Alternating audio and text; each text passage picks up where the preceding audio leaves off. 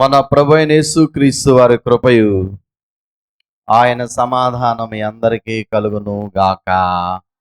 ఆమేన్. ప్రభునందు ప్రియమం దేవుని పిల్లరా, ఈ దినం మదర్స్ డే, తల్లుల దినోత్సవాన్ని పురస్కరించుకొని ఒక ప్రత్యేక అంశాన్ని మీ ముందు ఉంచాలని ఆశపడుతూ ఉన్నాను. ప్రియులరా, తల్లి యొక్క ప్రాముఖ్యత, సమాజంలో స్త్రీ పాత్ర చాలా ఘనమైనది, గొప్పది. పరిశుద్ధ గ్రంథములో ఎందరో వేర వనితలైన తల్లులు ఉన్నారు. ప్రియులరా, బైబిల్లో వ్రాయబడినటువంటి తల్లులు అని పిలువబడినటువంటి స్త్రీల యొక్క పాత్ర చాలా ఘనమైంది. వారు చాలా విలువైనటువంటి అనుభవాలు కలిగి ఉన్నారు. నేటి క్రైస్తవ సంఘానికి, ముఖ్యంగా స్త్రీలైన వారికి వారొక మోడల్, మాదిరిగా ఉన్నట్లుగా మనం చూస్తాం. పరిశుద్ధ గ్రంథములో ఈ దినం ఒక స్త్రీని, ఒక తల్లిని మీ ముందుంచాలని ఆశపడుతున్నాను. చాలా మంది తల్లులు ఉన్నారు. గత సంవత్సరం గుణవతిరాలైన భార్యను గురించి మనం ఈ మదర్స్ డే ప్రత్యేకత మనం జ్ఞాపకం చేసుకున్నాం. అపోస్తలుల కార్యములు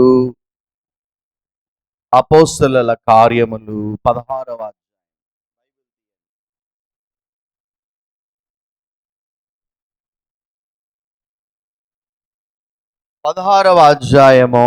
ఎందరో తల్లులు ఉన్నారు, మనం వింటూ ఉన్నాము. నూతన నిబంధనలో ఒక తల్లి గురించి మీతో మాట్లాడాలని ఆశపడుతున్నాను. 16వ అధ్యాయం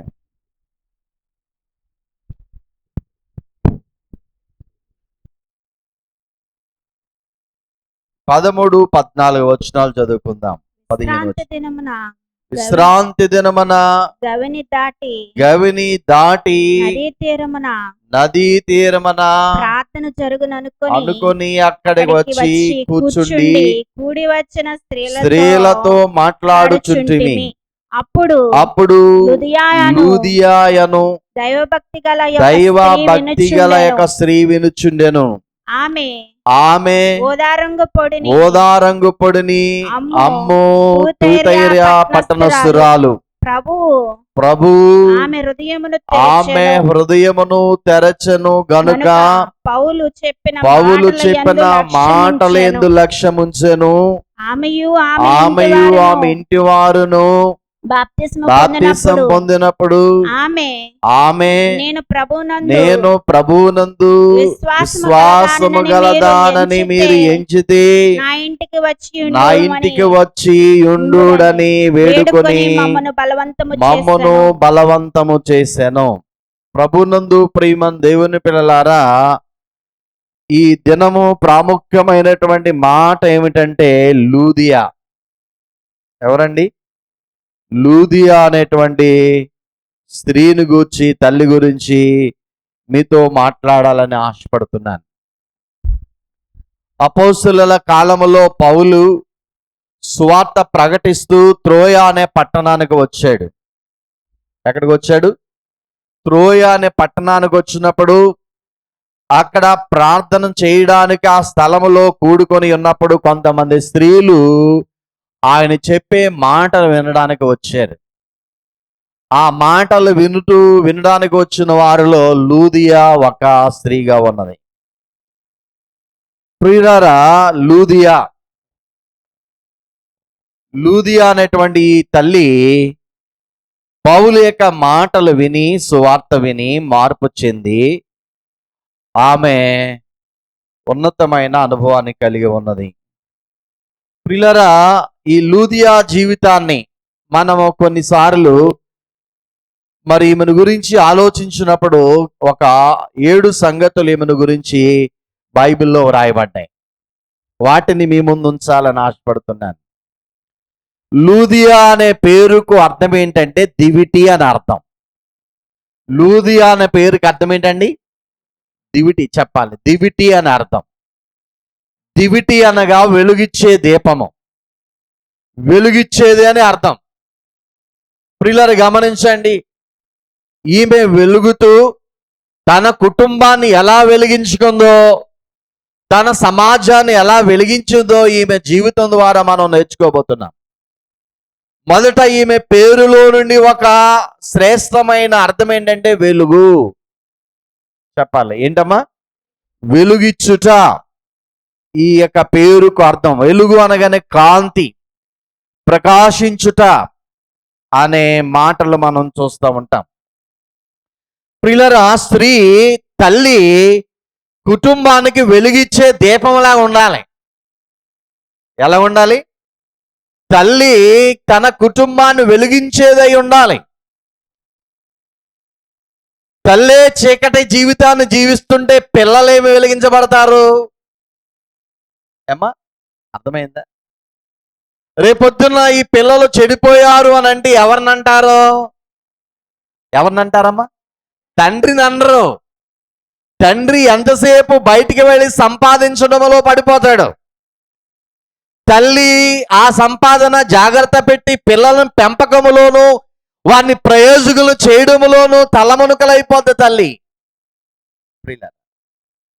తల్లి నడవడి సరిగా లేదనుకోండి, కుటుంబం గాడి తప్పేది. సరే, గమనించండి ప్రియులారా. తల్లి కరెక్ట్గా ఉందనుకోండి, దేవునిలోను భక్తిలో అనే విషయాల్లోనూ పిల్లలు కూడా కరెక్ట్గా వెళ్తారు. ఒక ఎగ్జాంపుల్ చెప్తాను దేవదాసయ్య గారి తల్లి గురించి. పిల్లరా, ఫాదర్ ఎం దేవదాసయ్య గారు చిన్న వయసులో బాల్యకాలంలో ఆ తల్లి పేరు సత్యవతమ్మ గారు, ఆయన తండ్రి పేరు యోనా గారు. ఈ తల్లి ఎంత భక్తి కలిగిందంటే పిల్లరా, ఈ చిన్న పిల్లోడు ఎప్పుడు నిద్రపోతాడా అని చెప్పి అతను నిద్రపుచ్చడం కోసం ప్రయత్నించేదట ఈ తల్లి, దేవదాసయ్య గారి తల్లి. సరే, నిద్రపుచ్చినట్లు పుచ్చడానికి అతన్ని ప్రయత్నం చేస్తున్నప్పుడు ఈయన నిద్రపోయినట్లు నటించేవాడట. ఈ చిన్న వయసులోనే నిద్రపోతే వెంటనే వెళ్ళి మోకరించి ప్రార్థన చేయాలనేది ఆమె ఆశ. ఎప్పుడైతే బిడ్డ నిద్రపోయాడో వెంటనే మోకరించి ప్రార్థన చేయడం ప్రారంభించింది. ప్రార్థన చేసిన వెంటనే కళ్ళు మూసుకుంటూ ప్రార్థన మొదలు పెట్టగానే ఈ దేవదాసయ్య గారు కూడా లేచి వాళ్ళ అమ్మ పక్కన మోకరించారు. సరే, అందుకే దేవదాసయ్య గారు అన్నారు, నా తండ్రి బోధకుడు, నా తల్లి ప్రార్థనా పరురాలని గొప్పగా చెప్పాడు ఆమె తల్లి గురించి. సాక్ష్యం చెప్పాడు దేవదాసయ్య గారు. ఈరోజు మీ పిల్లలు మీ గురించి అలా సాక్ష్యం చెప్పగలరా? మీరు ప్రార్థించేవారైతే మీ పిల్లలు ప్రార్థిస్తారు. మీరు బైబిల్ చదివేవారైతే మీ పిల్లలు బైబిల్ చదువుతారు. మీరు క్రమానికి దేవుని మందిరానికి వచ్చి అలవాటు ఉంటే మీ పిల్లలు కూడా మిమ్మల్ని ఫాలో అవుతారు. మొదట ఉపాధ్యాయులు ఎవరు అని అంటే పిల్లలకి తల్లిదండ్రులే. తల్లిదండ్రులను మొదట చూస్తారు పిల్లలు. మీ తండ్రి తల్లి గుద్దులాడుకొని గొడవలాడుకుంటే పిల్లలు కూడా అలాగే తయారవుతారు. పిల్లరా, first impression is best impression అంటారు. మీ పిల్లలు మొట్టమొదటిగా తల్లిదండ్రులను చూచే నేర్చుకుంటారు. ఏదైనా ముఖ్యంగా తల్లిని అనుకరిస్తారు. తల్లి సరైన మార్గం లేదు, గాడి తప్పిపోయింది. తల్లి అక్రమ మార్గంలో నడుస్తుంది, పిల్లలు కూడా అలాగే నడుస్తారు. ఒక ఎగ్జాంపుల్ చెప్తాను మీకు. తల్లి మాట వినకపోతే పిల్లలు ఎంత ప్రమాదంలో పడిపోతారు ఏనండి.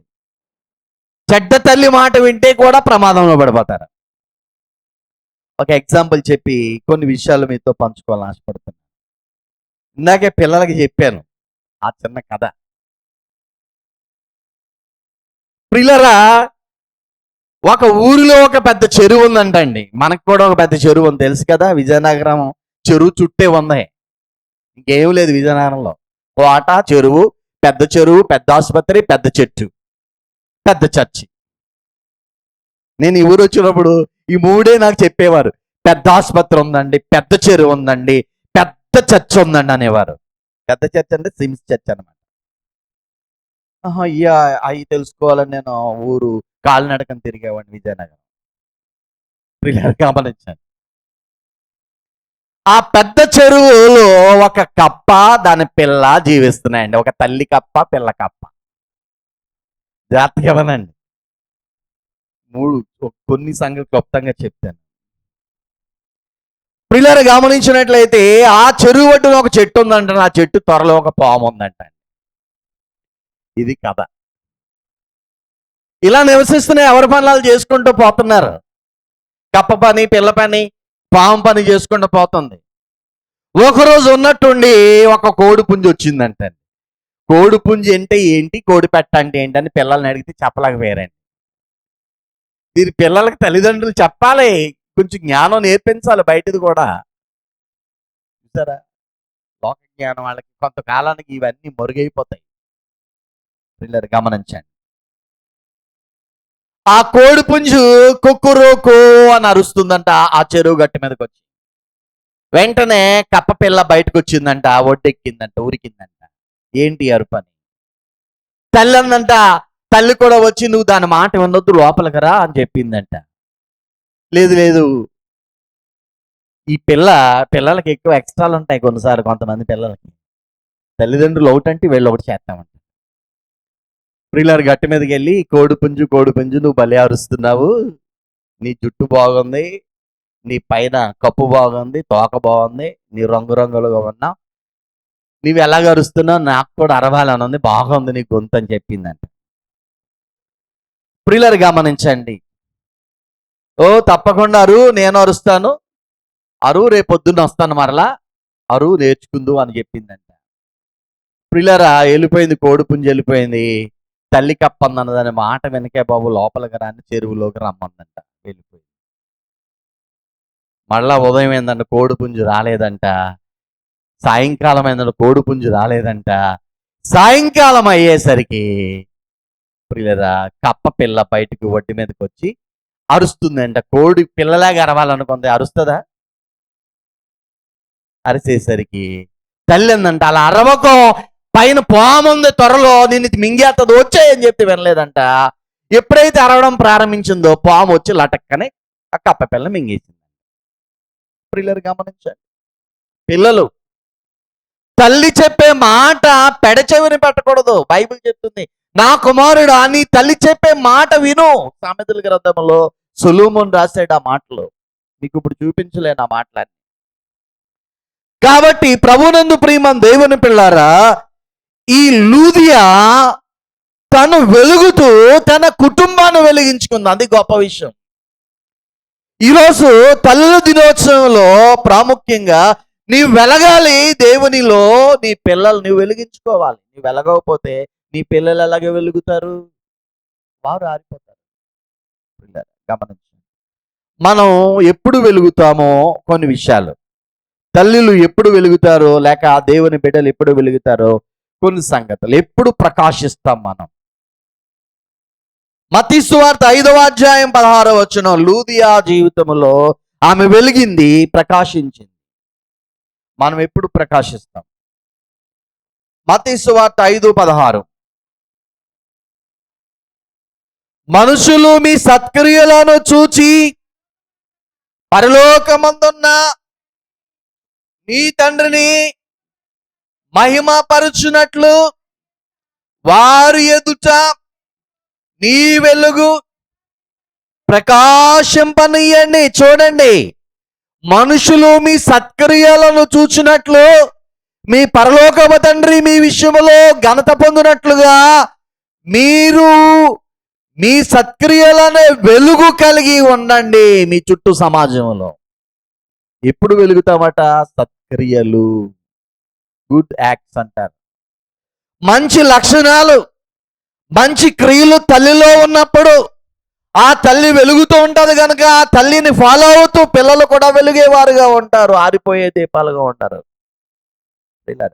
ఒకవేళ మీరు అలాగుంటే మనం పాడాలి. ఏమని పాడతాం? నా ఇంటి దీపము నీవే, నా హృదయం నీ కొరకే పదిలపరచితి. నా ఇంటి దీపం నీవే అని తలచి, నా హృదయం నీ కొరకై పదిలపరచితి. ఆరిపోయినా నా వెలుగు దీపము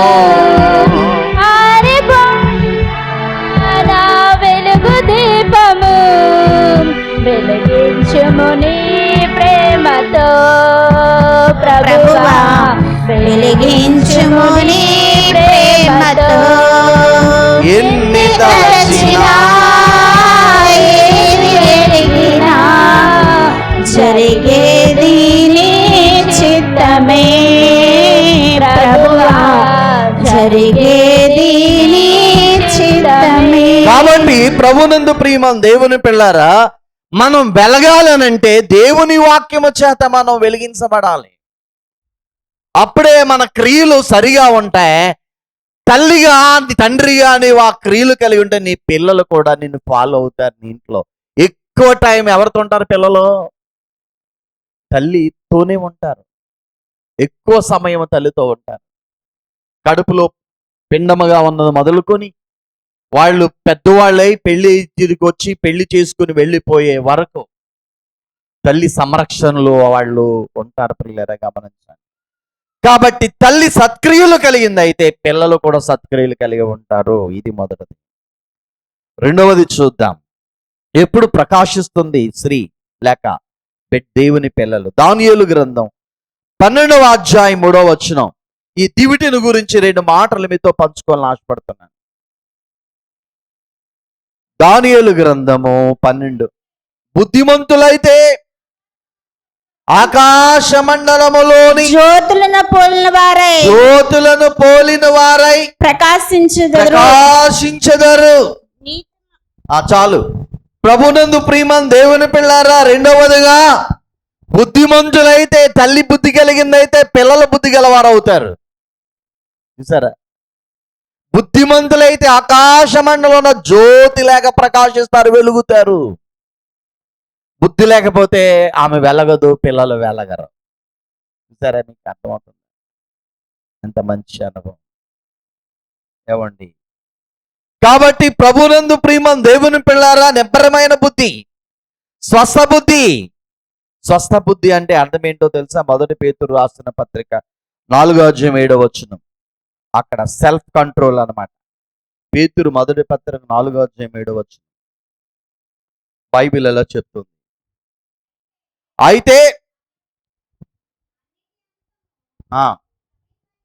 సమీపమై ఉన్నది కాగా స్వస్థ బుద్ధి గల వారై. చూడండి ప్రియులారా, స్వస్థ బుద్ధి కలిగిన వారుగా ఉండాలి స్త్రీలు. స్వస్థ బుద్ధి అంటే సెల్ఫ్ కంట్రోల్, స్వచ్ఛమైన బుద్ధి ప్రియులారా, ఆరోగ్యకరమైన బుద్ధి. కాబట్టి ప్రియులారా, బుద్ధి లేని కన్యకల్లాగా ప్రవర్తించకూడదు, బుద్ధి లేని తల్లిలాగా ఉండకూడదు. అప్పుడు పిల్లలు కూడా బుద్ధి లేని వారిలాగా తయారవుతారు. మరొకటి, ఎప్పుడు ప్రకాశిస్తామంటే బుద్ధి కలిగి ఉన్నప్పుడు. ఫిలిప్పి 2:16 మూడవది చెప్తున్నాను. ఫిలిప్పి 2:16 ఫిలిప్పీలకు రాసిన పత్రిక.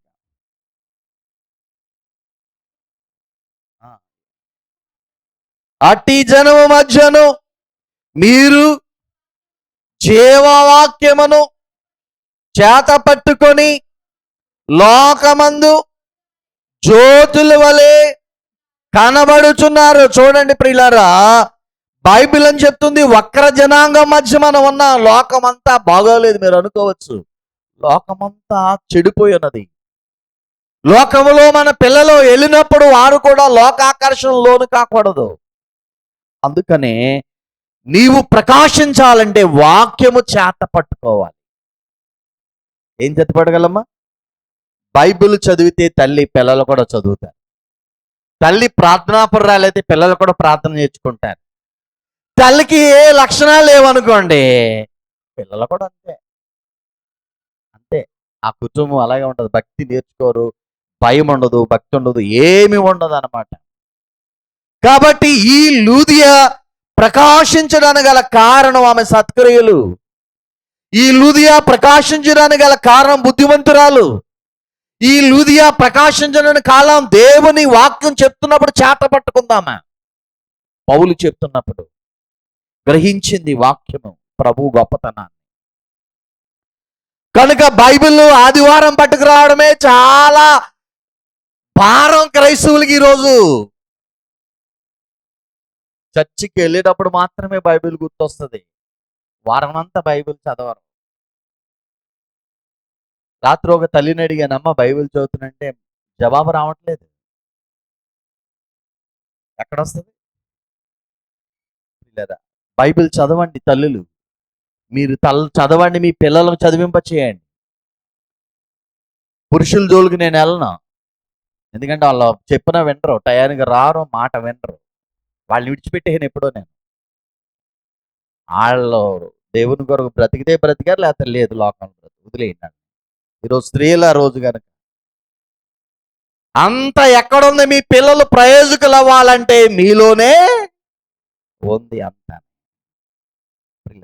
నా దీపమును వెలిగించువాడు నా చీకటిని వెలుగుగా చేయును. నా దీపమును వెలిగించువాడు నా చీకటిని వెలుగుగా చేయును.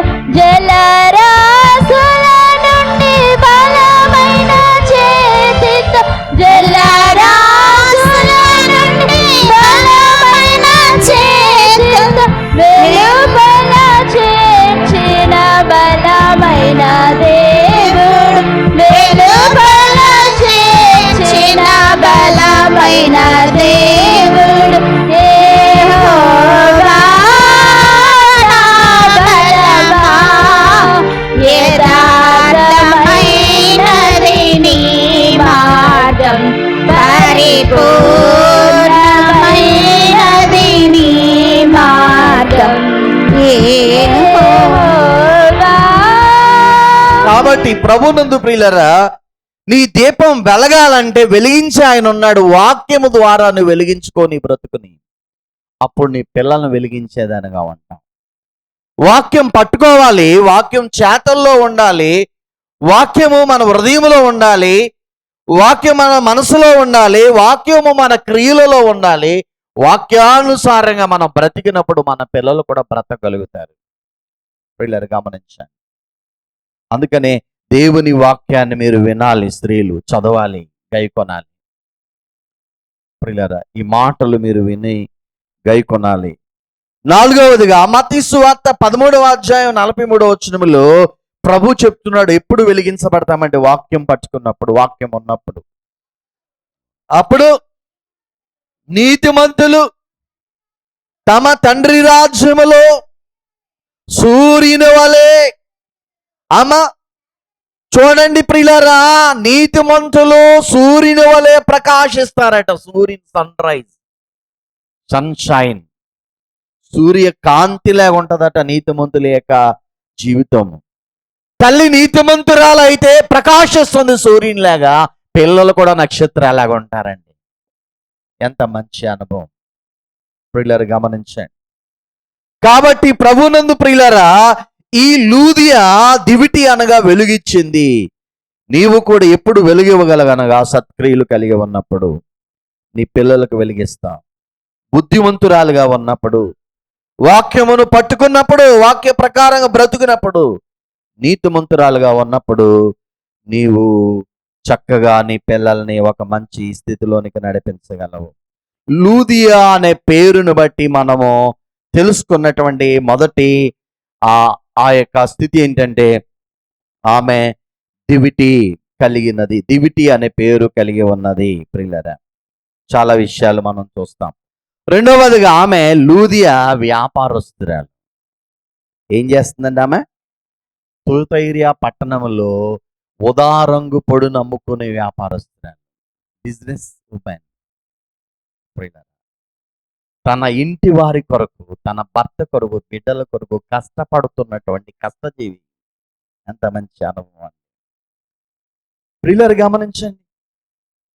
ఆమె ఉదారంగు అంటే గొప్పవాళ్ళు ధరించే పట్టు వస్త్రాలు, సన్నపు నార బట్టలకి అద్దేటువంటి పొడి అమ్ముతుంది ఆమె. చాలా కాస్ట్లీ పొడి. ఈ బిజినెస్ చాలా ఖరీదైనది.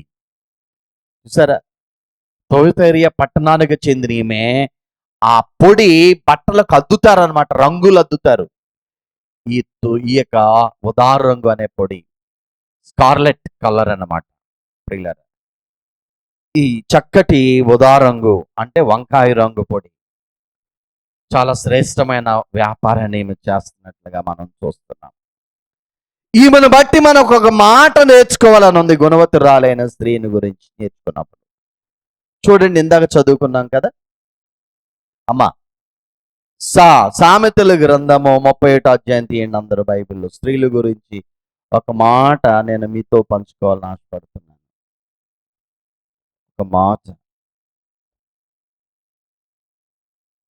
31 ఏమండి 31:13 వచనం, 12, 13, 14 ఇలా చదువుకుంటూ వెళ్దాం. ఆమె తాను బ్రతుకు దినమల్లన్నయ్యు అతని కంటే భర్తకు మేలు చేయను గాని కీడేమి చేయదు. ఆమె గొర్రెబొచ్చు అవిసనారను వెదకును, తన చేతులారా వాటితో పని చేయను. చదువమ్మా.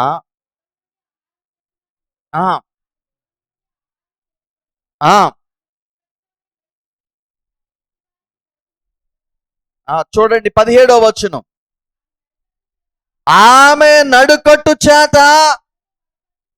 నడుము బలపరుచుకొని చేతులతో బలముగా పనిచేయును, తన వ్యాపార లాభమును అనుభవించే తెలుసుకొనును. రాత్రి వేళ ఆమె దీపం ఆరిపోదు, ఆమె చేతులతో బలంగా పనిచేస్తుంది. ఇప్పుడు స్త్రీలు ఏమనుకోకండి, ఇప్పుడు వచ్చే స్త్రీలందరూ పెళ్లిళ్ళు చేసుకుని భర్తలు కలిగే స్త్రీలందరూ పని చేయరండి. వంటే రావాలకి పిల్లలకి. ఇక్కడ వంట రాని తల్లులు ఉన్నారా ఎవరైనా? వంట రాని తల్లి వంట సరిగా చేయకపోతే అమ్మో నీ వంట నేను తినలేని పిల్లలు అంటారు, అమ్మో నీ వంట తినలేమని భర్త అంటాడు. అందుకని భర్తలు వంట చేయడం ప్రారంభిస్తున్నారు. ఇప్పుడు భర్తే చేపలు తోమేస్తాడు, భర్తే బట్టలు ఉతికేస్తాడు, భర్తే అన్ని చేసేస్తాడు. భార్యకి సంబంధించిన పనులను ఎవరు చేసేస్తారు? చెయ్యొచ్చు. ఎప్పుడు చేయాలి? అనారోగ్యవంతురాలై బలహీన స్థితిలో ఉన్నప్పుడు, లేవలేని స్థితిలో ఉన్నప్పుడు భర్త సహకరించాలి. తప్పు అని చెప్పట్లేదు. ఇక ఇదే పనిగా భర్త అలసు చూసి భర్త చేత అన్ని పనులు చేయించేసింది అనుకోండి, ఇంకా ఆమె తల్లి, భార్య, అవ్వ ఏమనాలి? అలాంటి వాళ్ళకి ఇక్కడ ఉంటే మార్పు చెందండి. ఇప్పుడు యూట్యూబ్ వచ్చేసింది, వంటలు చేయడం చాలా తేలిక, పెద్ద కష్టమేమి కాదు. పిల్లలు గమనించండి, చక్కగా వేసుకునే లేవండి. కొంతమంది వింటా నేను భార్య 9 వరకు గురకబెట్టిన తప్ప, భర్త 6 తిరిగి చేస్తాడు, వాళ్ళు అన్ని చేస్తాడు, కళ్ళ పెట్టేస్తాడు, టీ కాసితే అమ్మగారిని తీసుకెళ్ళి బెడ్రూమ్. ఏంటిది? ఆడవాళ్ళారా మార్పు చెందండి. ఎవరు టీ కాసి ఇవ్వాలి? బైబిల్ చెప్తుంది ఆమె అందరికంటే ముందు తన భర్త కంటే పిల్లల కంటే ముందే లేస్తుంది. గుణవంతురాలైన వారు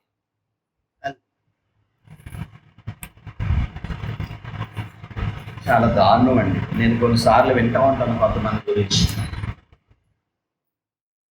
ఆమె తన చేతులతో కష్టపడి తన ఇంటి వారి కొరకు, తన భర్త లాభానికి లోటు లేకుండా వ్యాపారం చేస్తూ కష్టపడి తన పిల్లలను, భర్తను, కుటుంబాన్ని పోషిస్తా ఉంది. ఈరోజు భార్యాభర్తలు ఇద్దరు ఉద్యోగం చేస్తే గాని ఇల్లు గడవని పరిస్థితి. ఇద్దరు కష్టజీవులైతే నేను నీతో పాటే కష్టపడుతున్నాను కదా అని అన్నప్పుడు ఇద్దరు సగం సగం పనులు చేసుకోండి. ఎవరి బట్టలు ఉతుక్కోండి, ఎవరి పనులు చేసుకోండి. గొడవలేమి ఉంటాయా? ఉంటాయమ్మా? ఉండవు ప్రియులారా. ఈమె చక్కని వ్యాపారం చేసి, ఈ బైబిల్లో ఉన్న స్త్రీ అట వ్యాపారం డబ్బు ఒక పొలం కొని ఆ పొలం మిల్లు కట్టుకుంది. ఎంత మంచి తెలివైన జ్ఞానం కలిగిన స్త్రీ తన ఇంటిని బాగుగా కట్టుకొనును.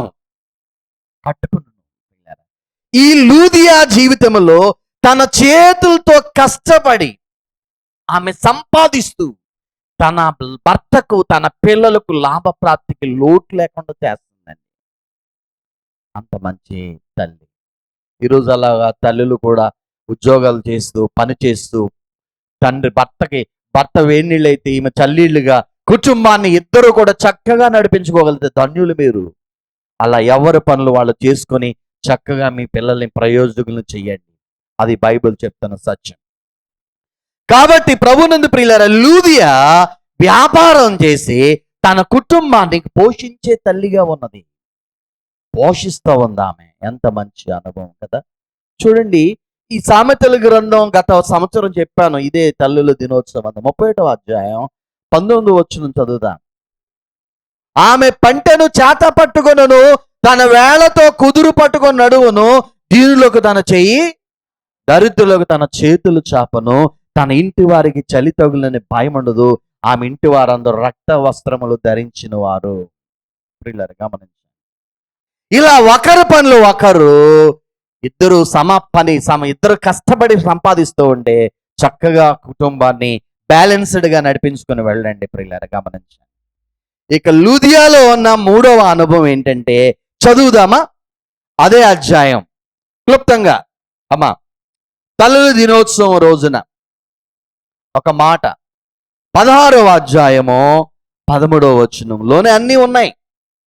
అక్కడ వ్రాయబడింది ఏమని వ్రాయబడిందంటే, ప్రభు ఆమె హృదయమును తెరిచెను గనుక పౌలు చెప్పిన మాటలు యందు లక్ష్యం. అక్కడ చూడండి 14వ వచనం, అప్పుడు లూదియాను దైవ భక్తి కలిగిన ఒక స్త్రీ వినుచుండెను. మూడవదిగా ఈమెనటండి దైవ భక్తి కలిగినది. చెప్పండి, ఏ భక్తి కలిగింది? దైవ భక్తి కలిగిన స్త్రీ. దైవ భక్తి కలిగిన స్త్రీ ఎలా ఉంటది ఏమ్మా? దైవ భక్తి అంటే ఏమిటి ఏమ్మా? భక్తి అనే దాని గురించి చాలాసార్లు చెప్పాను. చెడుతనమును విసర్జించడమే దైవ భయము భక్తి అన్నమాట. ఆమె పరిశుద్ధురాలు. భక్తి కలిగినదంటే పరిశుద్ధురాలు అని అర్థం. తల్లి పరిశుద్ధురాలుగా ఉంటే పిల్లలు కూడా పరిశుద్ధులుగా ఉంటారు. తల్లి అక్రమ మార్గంలో నడుస్తుంటే పిల్లలు కూడా అదే దారిలో నడుస్తూ ఉంటారు.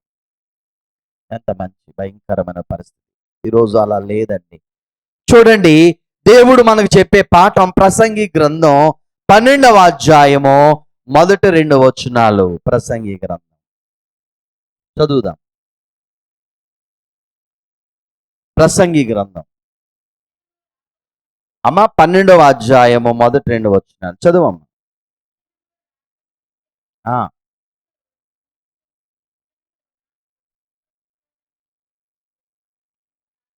రాకముందే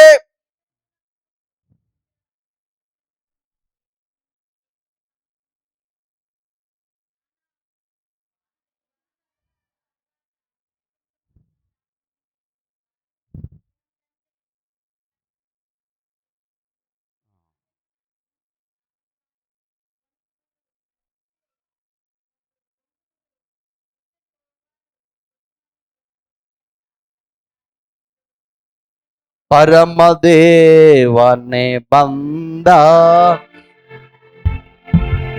భక్తితో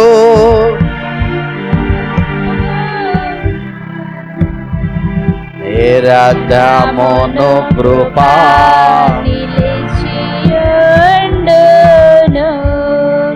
యెహోవా నీతి తరముల పిల్లలకు నుండును కారణము చే దేవ సంస్తుతి చేయవే మనస. 12-13 చదువుదాం. ఇదంతయు వినిన తరువాత తేలిన ఫలితార్థం ఇదే: దేవునియందు భయభక్తులు కలిగి ఉండి ఆయన కట్టడలను అనుసరించి నడుచుచుండవలెను. మానవ కోటికి ఇదే కర్తవ్యం, డ్యూటీ. కాబట్టి దేవునియందు భయభక్తులు కలిగి ప్రపంచ మనుషులందరూ కూడా ఇదే నడవడి కలిగి ఉండాలి. ఇదే అన్నిటికంటే ముఖ్యమైనది. కాబట్టి ప్రియులారా, ఈరోజు భయం ఉంటే భక్తి లేదు, భక్తి ఉంటే భయం లేదు. కాబట్టి దేవుని ఎడల మనం ఏం కలిగి ఉండాలి? భయభక్తులు కలిగి ఉండాలి ప్రియులారా. కాబట్టి ప్రియులారా, ఈ లూదియా దైవ భక్తి కలిగినటువంటి తల్లిగా ఉన్నది. ఇది ఎన్నో అంశం? ఇది 3వ అంశం ప్రియులారా. 4వ అంశంలోకి వస్తున్నాను. 16-14 చదువుదాం. 16-14. 16-14. అప్పుడు లూదియా అను దైవ భక్తి గల ఒక స్త్రీ ఉండేను, వినుచుండెను. ఆ చాలు ప్రియులరా, నాలుగవదిగా ఈ లూదియా దేవుని వాక్యం వింటూ ఉన్నదటండి. పౌలు చెప్తున్నటువంటి ఆ వాక్యాన్ని క్షుణ్ణంగా వింటూ ఉంది. ప్రియులరా, స్త్రీ వినాలి. దేవుని మాటలు ఏం చేయాలి? స్త్రీ ఒక మరియలాగా వినాలి. బేతనియాలో ఈ మరియా ప్రభు చెప్తున్న మాటలు ఆయన పాదాల దగ్గర కూర్చుని ఆయన దయగల మాటలన్నీ వింటుంది. అవసరమైంది ఒక్కటే అన్నాడు, వినుట. వినుట విశ్వాసించుట ఆజ్ఞకు విధేయులనుట. వినుట విశ్వాసించుట ఆజ్ఞకు విధేయులై మనుట. ఈ పనులు మూడు చేయువారే పరలోకవాస్తయులనుట. యేసు ప్రభువు వాచుచున్నారిదిగో వినరండి. కాబట్టి ప్రభునందు ప్రియులారా, వినుట వలన ఏం కలుగుతుంది? విశ్వాసం కలుగుతుంది. విశ్వాసం వల్ల అద్భుతాలు జరుగుతాయి. దేవుడు ఆమె ఏం ప్రార్థిస్తుంది నెరవేరుతుంది. అది వినుట. దేవుని క్రీస్తుని గూర్చిన మాటలు వినాలి. ఎవరి మాటలు వినాలమ్మా? బైబిల్లో ఉన్న మాటలు. స్త్రీలు ఎక్కువ అనకూడదు, కానీ ఆ అమ్మాయి ఎలాగెళ్తుంది, ఈ అమ్మాయి ఎలా తిరుగుతుంది, ఆ ఇంటోడు ఎలాగెళ్తున్నాడు, ఇదే పని స్త్రీలకు. చాలా అందరూ కాదండి, కొంతమందికి ఇదే పని. ఆ పక్కింటోళ్ళు ఏం జరుగుతుందో తెలుసుకోవాలన్న ఆత్రుత స్త్రీలకు ఎక్కువ ఉంటుంది. చాడీకోరులు, సోదిగత్తెలు స్త్రీలు. నీ కోసం ఏదో నీ పిల్లల కోసం నువ్వు పాటు పాడొచ్చు కదా, వాళ్ళ గురించి వీళ్ళ గురించి నీకెందుకు? చర్చిలో వాక్యం చెప్తుంటే పిల్లలతో ఆడుకుంటారు కొంతమంది. కావండి, వాక్యం వినరు. కొంతమంది అటు ఇటు తిరుగుతూ ఉంటారు, రకరకాలుగా ప్రవర్తిస్తూ ఉంటారు. సరైన వాక్యం చెప్తున్నప్పుడు పెడచెవిని పెట్టేస్తారు అంతే. ఇంకెప్పుడు మారుతారు? ఎప్పుడు విశ్వాసం పెరుగుతుంది? వాక్యం వింటే మనకి ఏం పెరుగుతుంది? వినుట వలన విశ్వాసం పెరుగుతుంది. విశ్వాసం పెరిగితే దేవునికి ఇష్టలం అయిపోతాం. బైబిల్ చెప్తుంది, దేవునికి ఇష్టలం అయిపోతే దేవుడు నీవు అడిగింది ప్రతి దాన్ని ఇస్తాడని సంతోషపరుస్తాడు. ఎంత మంచి అనుభవం. ఈమె పౌలు గారు చెప్పే మాటలు ఏం చేస్తుందండి? దేవుని మాటలు వింటూ ఉంది. వాక్యం ఎప్పుడైతే విందో అంతకు ముందు ఆమె అన్యురాలు. వాక్యం విన్న తర్వాత రూపాంతరం చెందింది, మనసు మార్చుకుంది. వెంటనే 5వ అంశంలోకి వస్తున్నట్లయితే ఆమె హృదయము తెరవబడింది. 14వ వచనం. లూదియా హృదయం ఏమైందండి? తెరవబడింది. దేవుని హృదయములో చేర్చుకుంది. నీ హృదయాలు మోయబడ్డాయా? మీ హృదయాలు ఎలాగున్నాయి? కొన్ని హృదయాలు ఉన్నాయి. హృదయం గురించి, హృదయం అన్నిటికంటే ఘోరమైన, మోసకరమైన, అన్నిటికంటే ఘోరమైన వ్యాధి కలదు. చూడండి, ఒకసారి చదువుదాం. ఇర్మియా గ్రంథం తీయండి. ఇర్మియా గ్రంథం తీయండి. ఎన్నో అధ్యాయం చదువుతారు? 17వ అధ్యాయం 9వ వచనం. 17వ అధ్యాయం 9వ వచనం. హృదయం అన్నిటికంటే మోసకరమైనదే, అది ఘోరమైన వ్యాధి గలదే, దాని గ్రహింపగలవాడెవడు? ఒకని ప్రవర్తన బట్టి వాని క్రియల ఫలము చొప్పున ప్రతీకారము చేయుటకు యెహోవాను నేను హృదయమును పరిశోధించువాడను, అంతరింద్రియములను పరీక్షించువాడను. చూసారా, హృదయం ఎలాంటిది? మానవ హృదయం మోసకరమైంది. ఎప్పుడు ఈ హృదయము ఎలా ఉంటుందో ఎవడికి తెలియదు. ఘోరమైన వ్యాధి హృదయంలో ఉంది, దాన్ని గ్రహించలేం. కనుక ఈ హృదయములో ఏముండాలి? వాక్యం ఉండాలి. తెరవబడాలి మన హృదయం, మూయబడకూడదు ప్రియులారా. అందుకనే వారి హృదయం మూయబడింది అని వ్రాయబడింది ప్రియులారా. చూడండి, మార్కు సువార్త అక్కడ ఆ లూకాసు వార్తలో వ్రాయబడింది ఆ మాటలు. ఎమ్మాయి శిష్యులు వాళ్ళు వెళ్ళినప్పుడు వాళ్ళ హృదయాలు ఎలా ఉన్నాయో, వాళ్ళ కళ్ళు, వాళ్ళ హృదయము, వాళ్ళ మనసు మూయబడినట్లుగా మనం చూస్తూ ఉంటాం. ఎమ్మాయి శిష్యులు ఎమ్మాయి అనే గ్రామానికి వెళ్తున్నప్పుడు వారి హృదయమట, వారి మనసట, వారి కన్నులట ఏమైపోయినాయి తెలుసా? మూయబడ్డాయి. చదువుదాం. 24:16 చదవండి. అయితే వారాయన గుర్తుపట్టలేక వారి కన్నులు మూయబడెను. సరే ప్రియులరా, వారి కన్నులు, ఇక్కడ కన్నులు మూయబడ్డాయి. కొంతమంది హృదయం మూసుకుంటే కళ్ళు కూడా మూయబడతాయి. కాబట్టి హృదయమే ప్రాముఖ్యమైంది. కాబట్టి ఈ లూదియా దేవుని మాటలు ఎప్పుడైతే విన్నదో ఆమె హృదయము తెరవబడినట్లుగా మనం చూస్తూ ఉంటాం. ప్రియులరు గమనించండి, ఎంత మంచి అనుభవం ప్రియులరా. 4వదిగా, 6వదిగా ఆమె అపోస్తుల కార్యములు 16వ అధ్యాయం 15వ వచనం, లూదియా తన ఇంటి వారందరికీ బాప్తిస్మం ఇప్పించిందండి. ఆమె బాప్తిస్మం, మారు మనసు పొందింది, బాప్తిస్మం పొందింది. తన ఇంటిలో ఉన్న పిల్లలకి, భర్తకి బాప్తిస్మం ఇచ్చేసింది. క్రైస్తవుల్లో ఒక చెడ్డ అలవాటు ఉంటుంది. బాప్తిస్మం వాడికి 21 సంవత్సరాలు వచ్చేసినా, వాడికి వయసు ముదిరిపోతున్న బాప్తిజం తీసుకోరు చాలా మంది. పెళ్లి కోసం తీసుకుంటారు చాలా మంది క్రైస్తవులు బాప్తిజం. మా ఈస్ట్ వెస్ట్ గోదావరి వెళ్ళామనుకోండి, ఎక్కువ మంది పెళ్లి కోసం తీసుకుంటారు. కృష్ణా గుంటూరు జిల్లా ఇక్కడ కూడా అలాగే అలవాటు ఉంది. దేనికోసం బాప్తిజం? పెళ్లి కోసం. ప్రియులకు రావనొచ్చండి. బాప్తిజం మరి యవనస్తురాలు ఎప్పుడైతే అయిందో అప్పుడు వెంటనే ఆమెకు బాప్తిజం ఇప్పించేయాలి. బాప్తిజం ఇప్పించేయాలి. వాళ్ళకి ఖచ్చితంగా చెప్పాలి, వాక్యం బోధించాలి, తల్లిదండ్రులే నడిపించాలి. మన ఇంటిలో ఎవరు ఇంకా బాప్తిజం పొందలేదో వాళ్ళందరికీ మనం ఏం చేయాలి? బాప్తిజం కూడా సిద్ధపడాలి. నమ్మి బాప్తిజం పొందు వాడు ఏమవుతాడు? రక్షింపబడతాడు. నమ్మని వానికి ఏం కలుగుతుంది? శిక్ష. బాప్తిజం అనేది రక్షణ పొందుటలో ఒక ప్రాముఖ్యమైన సాధనం. బాప్తిజం ఇవ్వాలి మన పిల్లలకి. ఈమె తన ఇంటి వారందరికి ఏం చేసిందండి? ఇది అవసరంగా ఉంది, బాప్తిజం ఇప్పించాలి.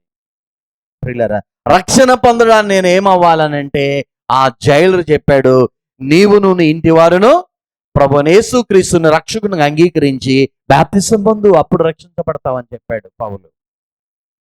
నీ పిల్లలు రక్షించబడుద్దా? నువ్వు రక్షించబడ్డావు, నీ పిల్లలు రక్షించబడుద్దా? ఎప్పుడు నీ పిల్లలు బాప్తిజం తీసుకుంటారు? నీవు సిద్ధపరచొద్దా? నీ పిల్లల్ని సిద్ధపరచొద్దా? ఇంకా వాళ్ళ లోకములో తిరిగి అన్ని ఎంజాయ్ చేసి అప్పుడు మారతారా? అప్పుడెప్పుడో చూద్దాం అనుకున్నారా? బాప్తిజం చాలా ఎమర్జెన్సీ, చాలా అవసరత కూడా యుక్త వయసు వచ్చిన పిల్లలకి, క్రైస్తవ పిల్లలకి. బాప్తిజం కొరకు సిద్ధపరిచింది ఈమె తన ఇంటి వారిని అందరినీ. ఒక్కరోజే బాప్తిజం పొందేశారు వీళ్ళంతా, భర్త పిల్లలందరూ. ఎంత మంచి అనుభవం కదా పిల్లలు. ఇక్కడ యవనస్తులు అయిపోయిన వాళ్ళు ఉన్నారు, వీళ్ళందరూ బాప్తిజం కొరకు సిద్ధపడాలి. యుక్త వయసులోకి వచ్చేసిన వెంటనే వాళ్ళని ప్రభు క్రమశిక్షణలో వాళ్ళని నడిపించబడాలి. కాబట్టి ప్రియులారా, మారు మనసు అంటే ఏంటో వాళ్ళకి తెలియచేయండి, మార్పు చెందేటట్లు చెయ్యండి. ప్రియులారా గమనించండి, ఆమె ఇంటి వారందరూ కూడా ఏం పొందారమ్మా? బాప్తిజం. తన పిల్లల్ని ప్రభు కొరకు ఎలా సిద్ధపరిచిందో చూడండి ప్రియులారా. చూడండి, బాప్తిజం అంటే అది రెండవ జన్మ. యోహాను సువార్త ప్రియులారా 3వ అధ్యాయము, ఒకడు క్రొత్తగా జన్మించితేనే గాని దేవుని రాజ్యము చూడలేడని నీతో నిశ్చయముగా చెప్పుచున్నాను. అందుకు నికోదేము, మనుషుడు ఎలాగ జన్మింపగలడు?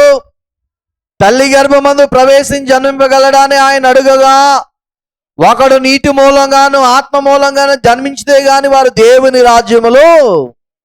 అది నీటి మూలంగా అంటే బాప్తిజం, ఆత్మ మూలంగా అంటే పరిశుద్ధాత్మతో నింపబడుట. ఈ రెండు నీలో జరగాలి, నీ పిల్లల్లో జరగాలి. క్రైస్తవ కుటుంబములు ఈ అనుభవాలు ఉండాలి. ఇవి లేనప్పుడు పరలోక రాజ్య వారసత్వాన్ని మనం పొందలేం. నిత్యాగ్ని గుండానికి మనం వెళ్ళే దారిలో ఉంటాం. నీవు క్రైస్తవుడు అయితే సరిపోదు, నీ పిల్లలు కూడా ఎవరవ్వాలి? క్రైస్తుని నమ్మాలి, విశ్వసించాలి, బాప్తిసం పొందాలి, రక్షణ అనుభవంలోనికి వారు రావాలి. ఈమె తన ఇంటి వారందరికి ఏమి ఇప్పించిందండి? బాప్తిసం ఇప్పించినట్లుగా మనం చూస్తూ ఉంటాం ప్రియులారా. ఎంత మంచి అనుభవం ఇది. ఎన్నో విషయం 7వ విషయం చెప్తున్నాను. అపోస్తుల కార్యములు 16వ అధ్యాయం 15వ వచనం. ఆమె ఇంటి వారును బాప్తిసం పొందినప్పుడు నేను ప్రభువునందు విశ్వాసము గలదాననైతే యోచిస్తే నా ఇంటికి వచ్చిండుడని. చూడండి, పౌలు అక్కడ ఉన్నటువంటి భక్తులైన వారిని ఆమె ఏం చేస్తుంది? బలవంతం చేస్తుంది. నేను ప్రభువునందు విశ్వాసం గలదానైతే మీరు నా ఇంటికి వచ్చి ఆతిథ్యం స్వీకరించమని కోరిందండి. ఎంత మంచి అనుభవం. దైవ సేవకులైన వారిని ఇంటికి పిలిచి ఆతిథ్యం ఇస్తుంది, రమ్మని బలవంతం చేస్తుంది. దైవ సేవకుల పట్ల ఆమెకున్న గౌరవ బుద్ధి. దైవజనుని బైబిల్ చెప్తుంది, వాక్యోపదం చేసే వానికి మంచి పదార్థాల్లో భాగమని చెప్తుంది. దైవ సేవకుని ప్రేమించే ఆ ప్రేమ అది ఆత్మీయులకు మాత్రమే తెలుస్తుంది. ఎంత మంచి అనుభవం. దైవ సేవకుడు మా ఇంటికి వచ్చాడంటే దేవుడితో సమానం, ఆయన మమ్మల్ని దీవించి వెళ్తాడు అనుకునేవారు మా సైడ్ ఉన్నారు, ఎక్కడ లేరండి. మీరు ఎలా ఉన్నారు? మీరు అస్సలు మీరు ఇంత మంచోళ్ళు అని చెప్పడానికి ఒక్కరి గురించి సాక్ష్యం లేదు. మా పాస్టర్ వస్తే ఎందుకు వచ్చాడు రా బాబు, పొరపాటున వచ్చాను అనుకో, ఎందుకు వచ్చాడు రా బాబు అనుకుంటాను. వాళ్ళు ఏ సంఘానికి చెందిన వారైనా కానీ దైవజనుడు అంటే ప్రేమ, గొప్పతనం, ఆ విలువలే గొప్పవి. ఇప్పుడు విజయనగరం జిల్లాలో ఈ ఉత్తరాంధ్రలో పాస్టర్లకు వాల్యూ లేదండి. పనికి మానవుడితో సమానం పాస్టర్. దురదృష్టకరం. ఈ మాట చెప్తున్నందుకు నేను చాలా సిగ్గుపడుతూ బాధతో చెప్తున్నాను ఈ మాట. ఈ లూదియా ఒక మదర్గా, ఒక తల్లిగా తన్ను బాప్తిసం ఇచ్చి తన వాక్యములో నడిపించి ప్రభువులో నడిపించినటువంటి పౌలు గారిని, తనతో ఉన్న వారిని నా ఇంటికి వచ్చి ఆతిథ్యం చేయండి అని బలవంతం చేస్తా ఉంది. అలా మరి గనురాలైన షునేమీరాలు కూడా ఆ ఎలీషా గారిని, పయ్యా ఈ ఊరు వచ్చినప్పుడల్లా మా ఇంటికి రండి అని బలవంతం చేసేది ఆ గనురాలైన షునేమీరాలు. బేతనీ ఎప్పుడు వెళ్ళినా ప్రభువా మీరు మా ఇంటికి రావాలని బలవంతం చేసేది మాట. చక్కని ఆతిథ్యం మరి ఆయన కొరకు ప్రిపేర్ చేసేది. మీరు ఎలా ఉన్నారో ఒకసారి ఆలోచించండి. గుణవత్తురాలైన స్త్రీ లేక ఈ తల్లుల దినోత్సవం అందు ఈ లూదియా జీవితంలో ఎన్ని సంగతులు చెప్పుకున్నా? 7 సంగతులు చెప్పుకున్నాం. ఆ పాశ్రమ గారు అంటుంది మన ఒక మాట, మీరుంటేనండి నాకు విలువ ఇచ్చేది సంఘం, మీరు లేకపోతే నన్ను చీపురుపులా చూస్తుంది సంఘం. నిజమే, అది నేను గ్రహించాను చాలా సందర్భాలు. మీరు ఎక్కడికైనా వెళ్తే మీతో పాటు మేము రావాలి. మా పిల్లలు కానీ నేను కానీ వెళ్తే సరిగ్గా పట్టించుకోరండి, మర్నాడు కూడా చెప్పరు. ఎంత దురదృష్టకరమో చూడండి. ఈరోజు ఒక పాశ్రమ గారు అలా చెప్తుందంటే ఎంత బాధో చూడండి. వీళ్ళని ఆలోచన చేయండి, మీరు ఎలా ఉన్నారు, ఎక్కడున్నారు ఈ మదర్స్ డే రోజున? మీ ఆత్మీయ స్థితి, మీ పరిస్థితులు ఎలా ఉన్నాయో చూడండి పిల్లరా. ఈ యొక్క దినోత్సవం అందు లూదియాలో ఉన్న 7 మంచి లక్షణాలు. లూదియా ఆమె వెలుగుంది, దీపము, దివిటి ప్రకాశించినదై ఉన్నది. నువ్వు ప్రకాశిస్తే నీ పిల్లలు ప్రకాశిస్తారు.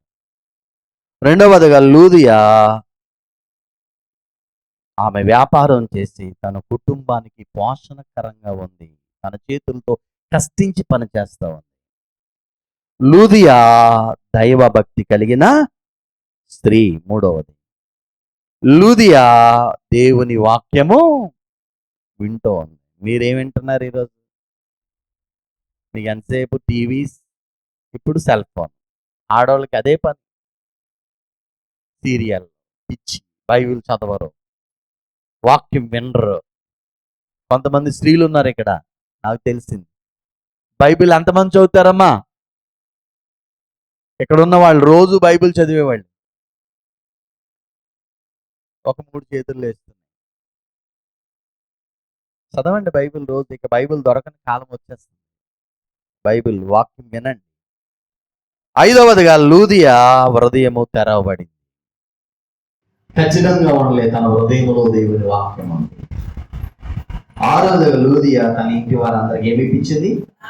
బాప్తిసం. 7వదిగా లూదియా విశ్వాసం కలిగిన దాన్ని అయితే దైవ సేవకులను మా ఇంటికి వచ్చి ఆతిథ్యం స్వీకరించండి. ఈ తల్లుల దినోత్సవం రోజు లూదియాలో ఉన్న మంచి లక్షణాల్లో కొన్నైనా మీలో ఉన్నాయా? ఒకసారి మీ పరిశీలన చేసుకుంటూ, నేను తల్లిగా నా పాత్ర సరిగా ఉందా? క్రైస్తవ తల్లిగా నా జీవితం సరిగా ఉందా లేదా?